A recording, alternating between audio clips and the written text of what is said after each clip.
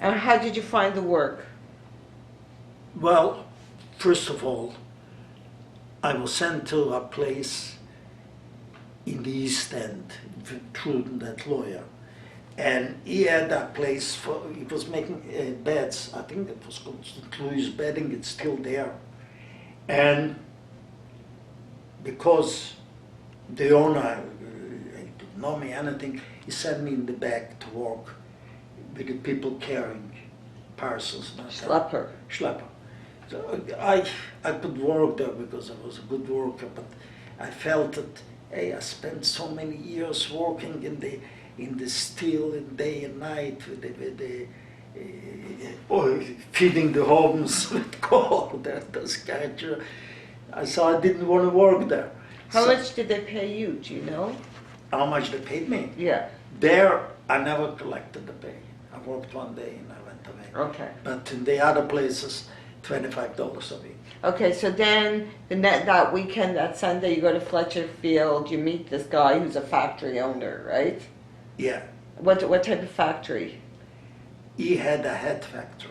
But again, because I got called from the lawyers, I abandoned the factory and I went to the other place. After the other place, I didn't want to stay there. I went away.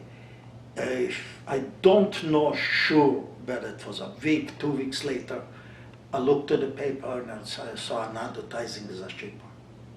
Because I was already in the factory, so you knew what a shipper meant, otherwise I would know. So I went there to work as a shipper. I stayed there for 6 years. I was used to work under pressure, hours without a staff, never looked at the clock. And here they gave me a job from 9 to 5, an hour and a half on lunch, 15 minutes a break in the morning, 15 minutes afternoon. I couldn't take it. I felt I was dead, sitting at the desk. I mean, a friend of mine graduated accounting with David, the same, about 3 years before. And he gave me the job, and he said it was a good job. It was in the office on the Place Ville Marie.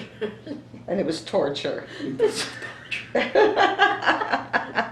Did most of your friends work in the schmata business? Yes, the beginning everybody, but slowly they started moving away. Like a few friends graduated for accounting, mostly accounting because it was the easiest thing at night and the easiest thing for Jewish people. I died to become an engineer because I had the, not knowledge, but the mathematical and the physical. Well, the foundation, what you got in Russia was basically foundation. Foundation was excellent. I had a very, a genius, a woman mathematician. In Russia? In Russia.